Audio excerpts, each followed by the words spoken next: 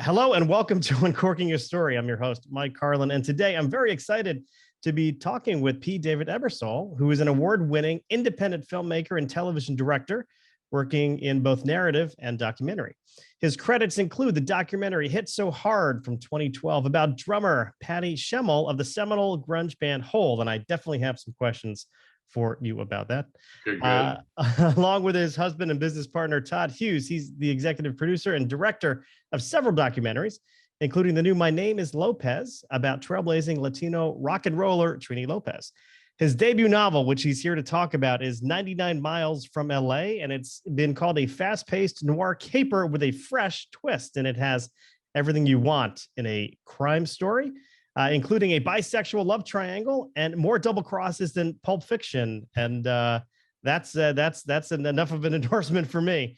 And here today to talk about that and so much more is P. David Ebersole. Welcome to Uncorking a Story, David. Thank you so much. You know, what's funny is that I saw your corks behind you, and now I just, got the idea of uncorking the story. There you are. Well, in the olden days when I would do these in the same room as people, we would enjoy a bottle or glass of wine when we had these conversations. But doing it on Zoom, I'm a little self-conscious about drinking alone. So I would have brought it along. I would have shared it with you. There you go. Well, I always start these off with the same question, which is, tell me, David, where does your story as a storyteller begin? Well, I mean, it goes all the way back, I suppose, to when I was a young performer. But I think it was around high school when I really realized that I didn't want to be on stage. I wanted to be on the other side. And I directed a play, Shadowbox. You know that play? It was a Pulitzer Prize winning play. And we jokingly called our version of it Shallow Box because we were a little too young to do a great job on it. But it gave me the bug about being, on the other side and presenting material. I went to UCLA as an undergrad in English literature. And that's when I think I really began to think that would be the path that I took in life, would be writing and emulating, what I was studying and loving so much. But I took a huge left turn and went to New York, enrolled in NYU Film School, and I did my first films, which I wrote myself, directed, and edited.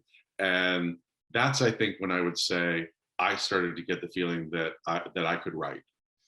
Why did you consider? I did a short film called Loverman, and it won Best Film. It won all the awards for undergrad that year. And I had made it in a closet by myself. I mean, I had no idea if it was good or bad, no idea whatsoever. And then we went to the awards ceremony and it swept. And I was like, oh, okay, maybe this is my path. How did that change your life? I mean, how did winning that change your life? Well, it really was validation that somebody else would see what you're doing and think that you could do it, and especially at such a prestigious school as NYU Film School. I mean, the legacy that goes behind that, when you win an award like that, it begins to make you feel like, okay, maybe I even have the ability to make a career out of this, not just that I enjoy doing it and that it's been fun for me, but that I can follow up behind it. Now, I was 23 years old, so I was young and dumb.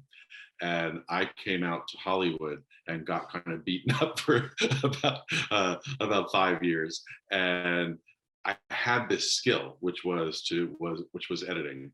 And so I went back to New York, worked as an editor. And I think that's when I really learned a lot about storytelling, because an editor is the person who puts story together, communicates, and makes sure that the viewer, that the audience understands it. So that background, I think, has added immensely to what I do. Yeah, I mean, I think in many ways, the editor is the unsung hero. You don't see the editor, especially if you're a fan, if you're a viewer, if you're a reader too. I mean, I could say this about book editors as well. You don't see them. I mean, you see them in the acknowledgments, right?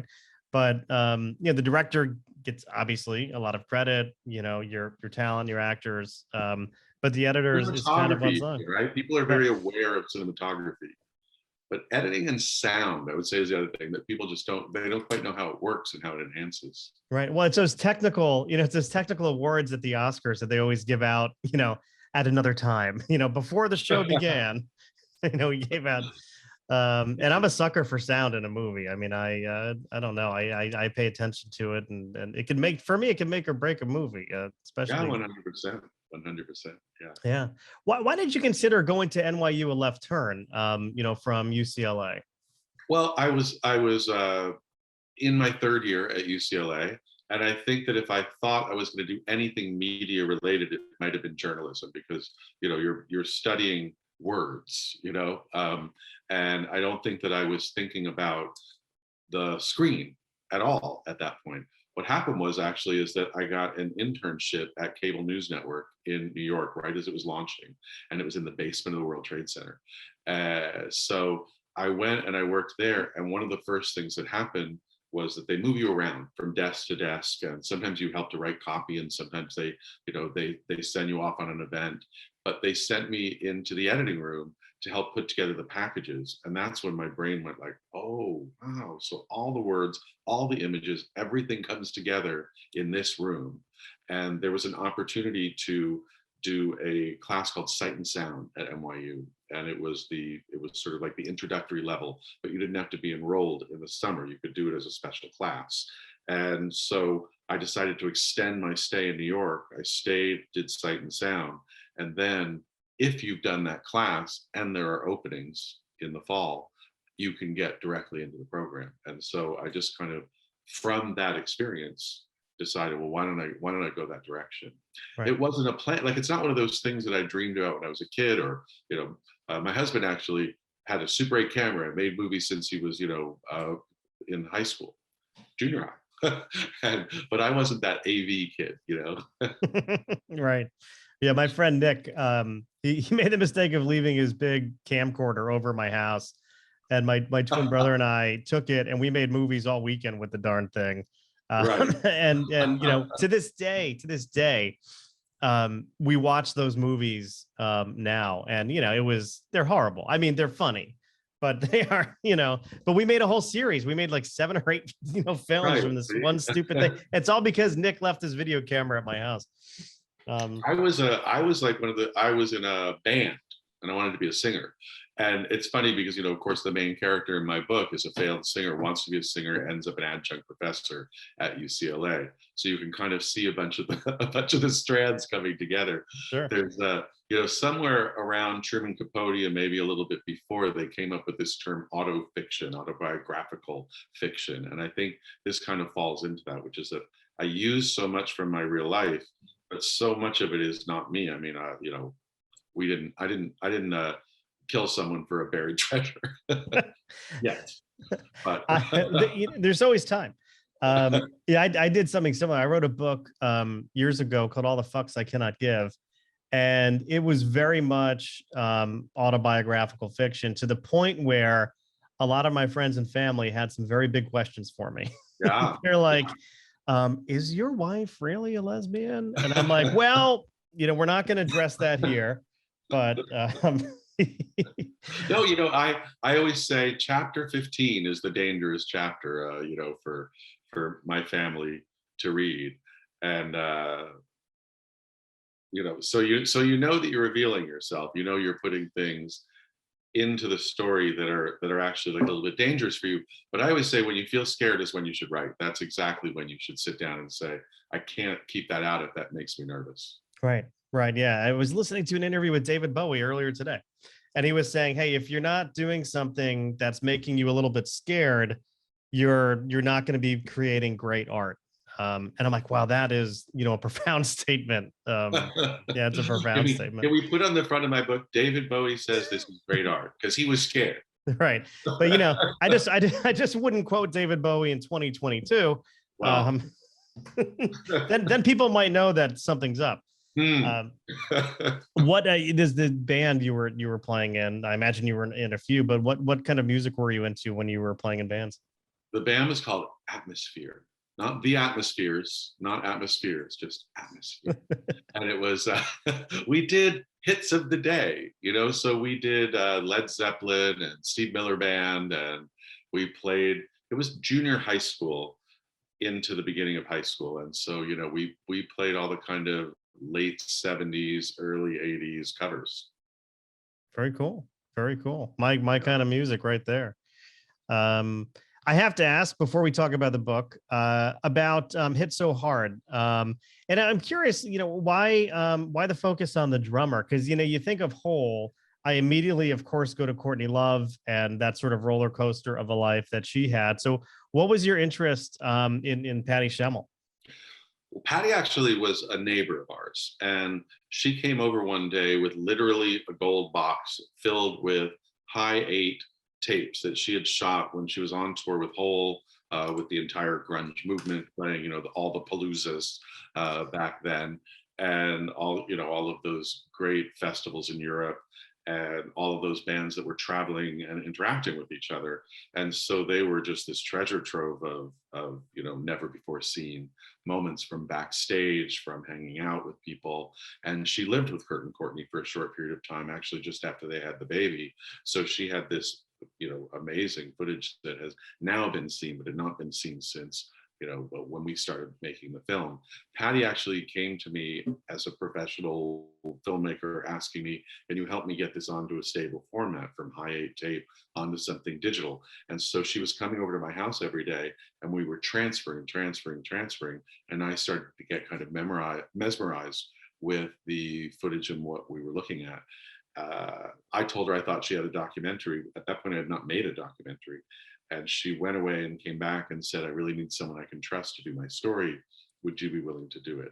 Patty ended up from playing stadium rock with, every band that we've heard of that era, to being homeless on the streets of LA because she had kind of, fallen into her addictions. So it was a dramatic story that was different than Courtney's dramatic story. We find, Courtney is one of those people, she burns a hole in the screen. I mean, she is star power. And it was very interesting to try to make something that had her in it without letting her take over the movie. Yeah. Also, I think Patty's story is extremely relatable. She's just a young girl from Marysville who happened to be the girl who could drum, who became friends with Kurt Cobain before he was famous. So they all tracked her. And when they were hiring musicians for their bands, everybody wanted Patty. And so here she is just this, young outsider. She was openly gay. Even back then, she was, struggling with it, but came out to her parents. She had that in her background already. And then suddenly this world of misfits just lifted her up and put her in front of close to millions of people. So it was a provocative story, we thought. Yeah, very very cool. Let's talk about 99 Miles from LA. So I'm curious, what kind of gave you the thought of, hey, after kind of being a filmmaker for so long, why a novel, why now, and why this story? Well, if you go back to those roots that you were talking about and go back to my days as an English major at UCLA, to me that was always the dream, was to write a book and have it be on a shelf in a bookstore next to authors that I admire, and that someday, here I am, what was I, 18 to 20 something, that would happen for me. As I say, I kind of took this left turn into filmmaking, and that's been a great career in what I've done with my life and for my life. But that dream kind of never went away. And so that crazy little thing called the pandemic came along, and we all had time. And I had been ruminating about the story. I went to see Johnny Mathis live and had never, seen him before. And he sang the song 99 Miles from LA, and I hadn't heard it. So I literally held up my phone and taped it because I just thought it was so romantic and haunting, and it stayed with me. So that was 5 years ago. And as I was kind of ruminating on the song, it's a song about kind of desire and the hope that this relationship that seems kind of doomed and failed will work out. But you kind of feel, even in the song, that the person is not going to be there. He keeps singing, please be there, 99 miles from LA, please be there. And you kind of feel like, no, this relationship has run its course or gone down the spiral in some way. And so that was the impetus for the characters that I was putting together. But I happen to be kind of a noir lover. And so I love a crime story. And one of my favorite authors is Jim Thompson. So that's kind of what I wanted to kind of do with it. Giovanni's Room is my favorite book. And that, by James Baldwin, has a kind of similar romantic, tragic undertow of crime to it. And so I started putting all of those elements together, and I write in what I call tent poles. So I know, well, I have to make these three characters meet. They have to not know each other. They have to decide to commit this crime. They're going to run away to the desert and hide out in Palm Springs. Things are going to go wrong. And that's what I know as I go into it. But when you draw characters very strongly in your mind, they start to talk to each other. So I didn't really have that much to do. I just would put them in the room together, and then these people would start telling me, you know, how they would react and what they would do, jumping off the page at me. So that was the way it came together. Yeah. I mean, it's always interesting to me because I typically write from an outline. So I'll know, and it's not like very prescriptive. It's not handcuffs. I mean, I'll know kind of where the big beats are, where the twist will be, because I write a lot of comedic mysteries. But what I'm always fascinated by, even writing from an outline where I know kind of where everything is going, something always surprises me as I'm writing characters, because then you have to go back and revisit some of the earlier stuff because the character has changed somehow in your mind. Happens, right? So you almost got to go back, you know? Right. And seed is what I say. Like you go, oh, okay, I've come up with this idea now in chapter 20. And I don't want that to just come out of the blue. I'd actually like that to be something that, if you were paying attention, that there were things earlier that would have led you to say, that's natural that it got to that point. So the way I also write is that I write in what I call in rhythm. So I can't really write more story without going back to the beginning and writing all the way through, changing little details. Now I'm ready to go on. I can figure out where I'm going because the whole thing kind of chugs and gets going again for me. So I do a lot of honing of the early part, rereading, going back through, and then jumping forward in the story. And I rarely get stuck. I mean, I haven't really had that experience where I say, I can't figure out what happens next. It usually feels to me like that comes out fairly easily. This is my first novel, but you know, I've been writing now since I was some 20 years old. So writing is a very natural process for me. Figuring out how to put it into book form was very fun and very new. Yeah. I'm jealous of people who can write non-linearly, because I'm very much like you, where I'll write and then I'll always go back before I start writing something new. I have to go back and make sure everything that I've written before is tight, or if it's where I want to be, before I can write something else. So it's a longer writing process. But I know people who, you know, they could start writing at any different part, you know, in their timeline, and I'm like, I can't do it, but you know, God bless you if you can. Yeah. Or they know a scene that they're going to want. So they go, oh, I had that idea for the scene. I'll just jot that out for myself. And I know I'm going to use it later.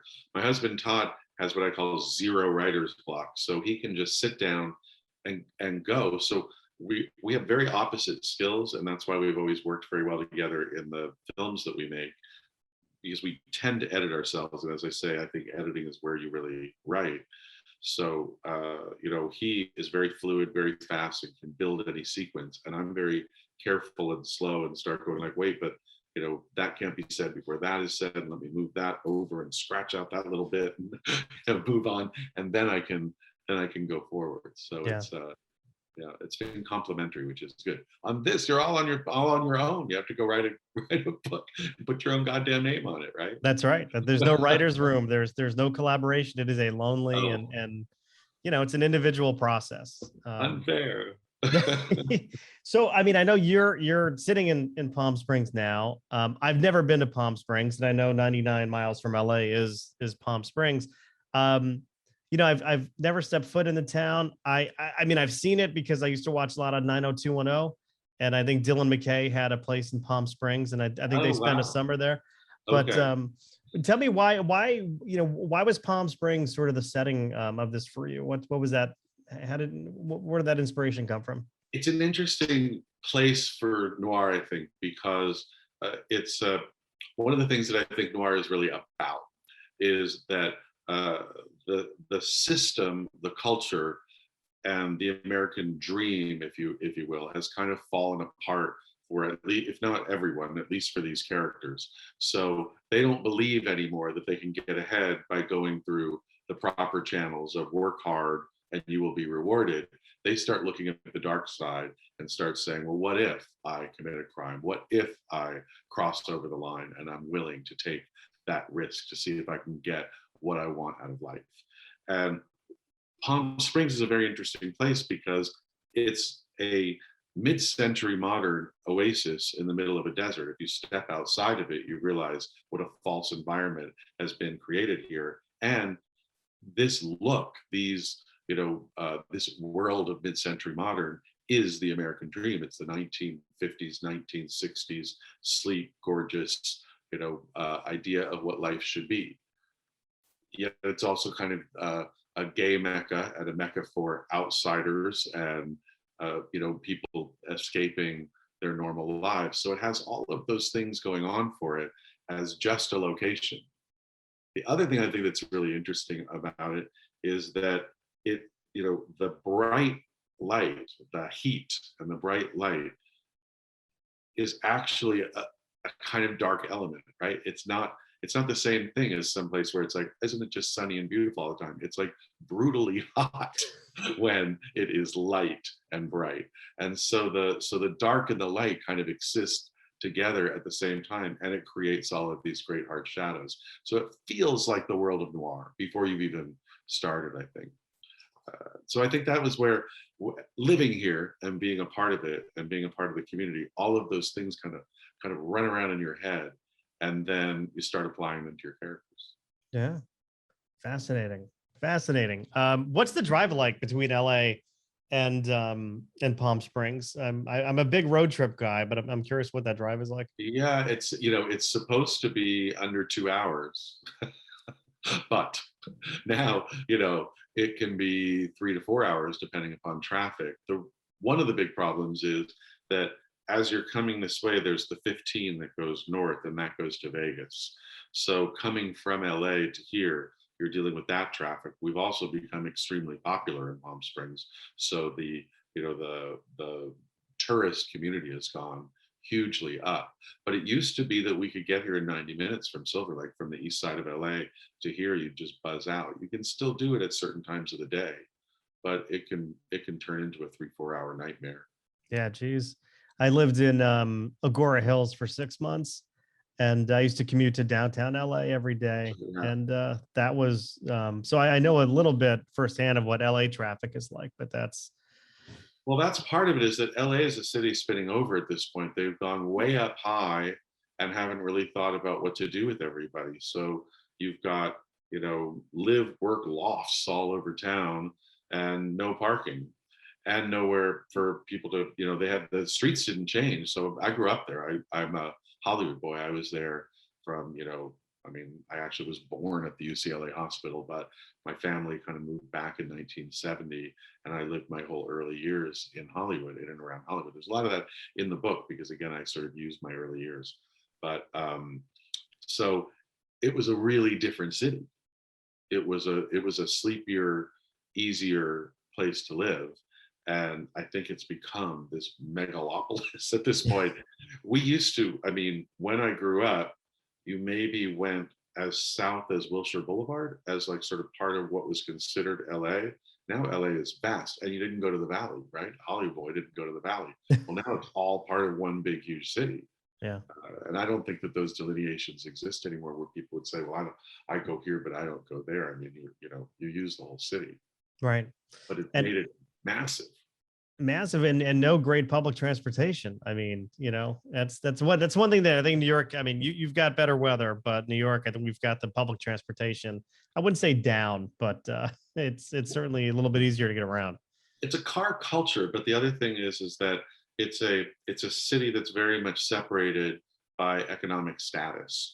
And so you know, the poor people in Los Angeles use the transit system. If you go on the subway, which they have built now, which connects a lot of different areas, it is like, you know, it's almost like New York. It's shoulder to shoulder, and the bus system that does run around is very populated.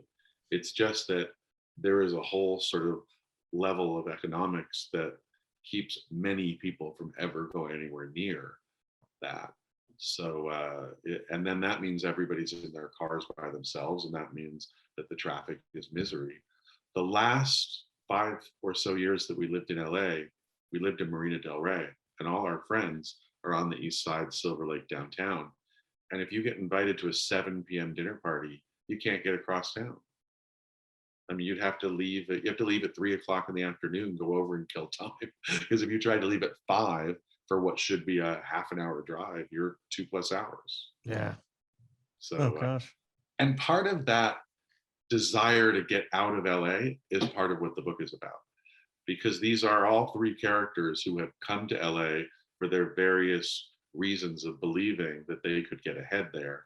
And all of them have had their dreams kind of fall apart on them. So here they are kind of struggling in this city that doesn't work and doesn't give you what you need from life. And they're desperate. They want something. Yeah. And they turn to some nefarious means, it sounds like. Right.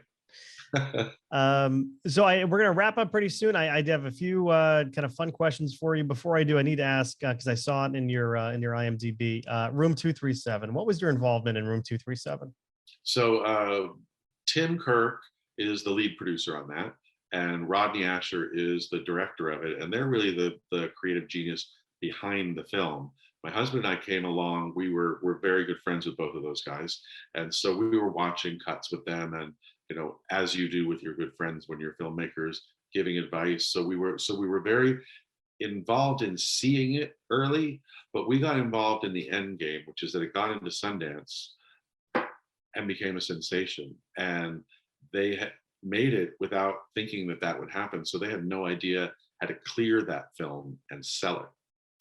So we had done a lot of what is called fair use work, and being close friends, being super familiar with the process and what the movie was and how to protect what it meant. Because if you start saying, well, you can't use that image because you'll have to pay too much money for it, you start reshaping and changing the content.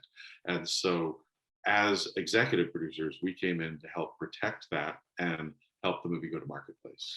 Because I remember watching it a few years ago, and I'm like, I just mesmerized by it because I love the book, The Shining. It's one of my favorite books. As you know, and the follow-up Doctor Sleep is good too. But the movie obviously much different than the book. And I know there's, Stephen King didn't necessarily love the original movie, but I remember as a kid, Stephen King hated the original. He did hate it. And by the way, the one that he did like with Steven Weber, love Steven Weber, not a great miniseries. But I remember as a kid in the early 80s going to the movies, and I think I was seeing, I'm pretty sure in my head, and I don't know why the preview for The Shining was at this movie, because it was the return of Maxwell Smart, otherwise known as the nude bomb. The movie itself was kind of a bomb, but I was a kid. It was funny, but but in the previews was The Shining. And I remember the blood coming out of the elevator, and it scared the hell out of me. Since then, and that image has been burned into like my brain. But man, what a fair use. We couldn't use imagery from the movie because we had fair used it in order to make a trailer and have it be quote unquote legal. We had to come up with an idea, and Rodney, genius again, came up with the idea of just blood beginning to pour out of a VCR where the movie Room 237 is playing, until it takes over the whole room, and everybody knows that image and knows that scene and knows what it is. Yeah, no, but great. That was, I really enjoyed that documentary. Certainly not without its controversy and its conspiracy theories, but it's excellent. All right, so some fun questions I have. I ask everybody these questions towards the end of our time together. First one being, what was your favorite TV show, or some of your favorite TV shows when you were a kid? You know, I loved Rhoda. And I used to beg to be able to stay up late enough to watch Rhoda. Like, you know, everybody loved Mary Tyler Moore. But I don't know what it was about that show that I was like, that's my favorite show. Uh, my parents would kind of let me stay up longer. I'm trying to think of what else. You know, I watched all those 70s TV shows though, like, you know, The $6 Million Man and Charlie's Angels and Love Boat and like, you know, all the classic kind of 70s stuff. I liked the Brady Bunch. I don't think that I was like running home to watch it, No. but you know, it's like it was cute and fun. Uh, but that was really that's what I grew up on. My wife was a Brady Bunch savant. I mean, she could chapter and verse. Whereas you mentioned one of my Love Boat, one of my favorite shows of all time. I mean, I started So rewatching it. underrated. Started rewatching it during the pandemic, and it's it's cringeworthy now. I mean, Dr. Bricker, yeah, he Me Too's a few ladies on the Pacific Princess, but Yeah, it doesn't really stand the test of time in that regard. But I'm a sucker for anything with Shara in it too. yeah. Um, we talked about music before, but if we were to look at your, your iPod or your phone or any of your favorite playlists, what artists would we find these days on You know, your my playlist? favorite stuff is actually kind of folk music. So I'm a Joni Mitchell, Nick Drake fan, and I play those things over and over and over again. But I also am a bit of a fan of that. I mean, a major fan of that whole kind of Bacharach, Dionne Warwick era. And we were lucky enough to have Dionne Warwick in one of our last films, House of Cardan. And I have to say, I meet a lot of celebrities doing what I do. That was the first time that I just got weak in the knees and wasn't sure if I could do the interview. I was like, oh my God, it's Dionne Warwick. Yeah. And she came in with a fur coat on. We were in New York. She had a fur coat that was, you know, shoulder to floor length, and those cheekbones rising up, and those eyes looking at you. And she's so kind and such a nice person. Dionne, today we've stayed friends, and she texts me, and I'm still like, wow, I cannot believe my life has come to this point where Dionne Warwick knows who I am and Right. texts me. That's awesome. Awesome. Yeah, I remember seeing Burt Bacharach pop up. I think one of the Austin Powers movies. He had a cameo in, Right? I I want guess to she say, did. Yeah, yeah, right? Playing the piano in a car or something, if I remember correctly. But yeah. all great stuff. Well, thinking about writing, how do you feel when you're staring at a blank piece of paper or a blank computer screen, depending on how you write? Your job that day is to write something, but the screen or page is blank. What goes through your head? I mean, the first thing that I think about is opportunity. When you say that and it's blank, and I'm going to look at it and think about what's going to happen, you know, I just feel like that's an open world. So I know that there are some people who like that gives them fear, right? That gives them pause and, you know, anxiety. But I actually feel like, well, that's the moment that you can be completely in control and create. I teach film, and one of the things that I talk to my students about is that the screen is blank until you put something on it. So, you know, every inch of it, every part of it is your responsibility. And with writing, even more so, because you won't have this whole collaborative crew who's going to come in. You aren't going to have actors to come in and help you fill it up. You have just the page, these little black and white scribbles, or, you know, typewriter marks, as it is these days, that communicate. And then they go into somebody's head and they see it. So to me, a blank page is opportunity. Yeah, that's the one thing about writing, especially like long form fiction. That's no one really gets to see it until you're comfortable with it, which could be, could be years in the making, and you won't really get feedback on it for a long time because you send it to friends, and I never trust what close friends say anyway, right? But maybe you send it to a content editor, and that's when you're getting your first kind of dose of reality. But it is a long process, versus writing something that is performed in front of you. Yeah. You're getting feedback like almost right away. You're getting Oh, some kind of feedback. and almost too much. I mean, that's part of Right. the other thing about screenwriting is that a screenplay is a blueprint. And so the point of it is for everybody else to be involved and tell you what it should be. The book, people are very respectful of allowing it to be yours and your own. And they don't really want to over muddle it. What I found from showing it to those early readers was you learn what isn't working, because if they stumble on something or they don't understand something, you have more work to do in that area, not necessarily I have to change or fix that to what they say. It just means that wasn't coming through. Yeah. What lesson about writing a novel do you feel like you learned or had to learn the hard way? About writing a novel. I think what was harder for me as someone who only does screenplays up to this date is that what you write in screenplays is what you see. You can only write dialogue, what people say, and what will actually be on the screen. Inside of a novel, you're going off into thought. You can go travel off into history.